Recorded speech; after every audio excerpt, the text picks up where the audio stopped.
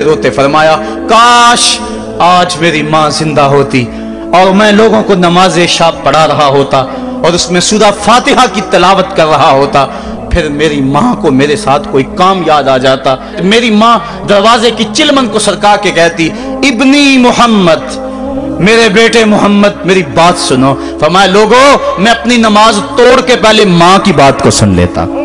ये माँ है जिसकी मोहब्बत को मुस्तफ़ा करीम ने भी महसूस किया है।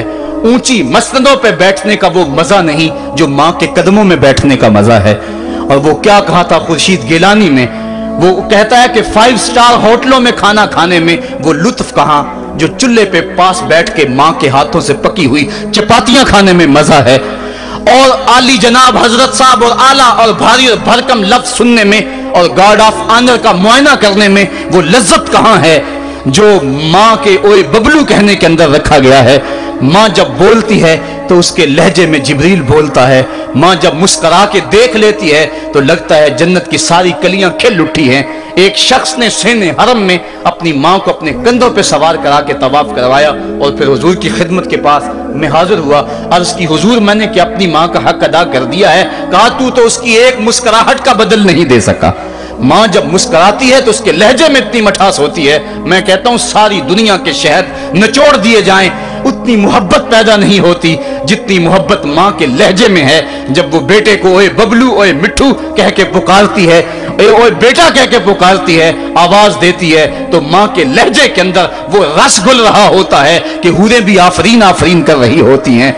माँ के बेअदब हाथ जोड़ के माँ से माफी मांग लें, बाप के गुस्ताख हाथ जोड़ के बाप से माफी मांग ले। ये सरमाया जिंदगी में नहीं मिलेगा। अमूमन कदर नेमत ज़वाले नेमत के बाद होती है।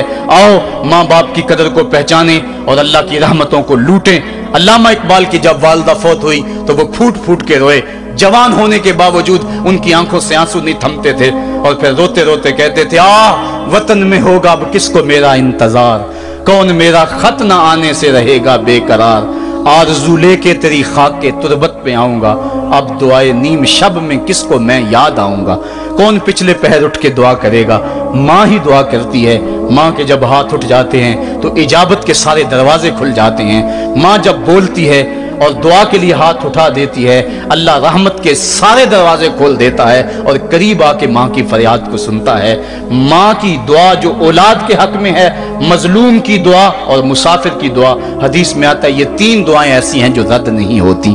तो माँ की दुआएं लें, उनकी खिदमत करें और वालिदैन की रिजा चाहें। और अल्लाह की नाराजगी वालिदैन की नाराजगी में है। जिस पे वालिदैन राजी हो गए समझ लो खुदा उस पे राजी हो गया, और जिस पे वालिदैन राजी नहीं हैं चाहे वो जितने मर्जी लंबे सजदे करता रहे, उसका रब अर्श का रहमान उस पे राजी नहीं हो सकता।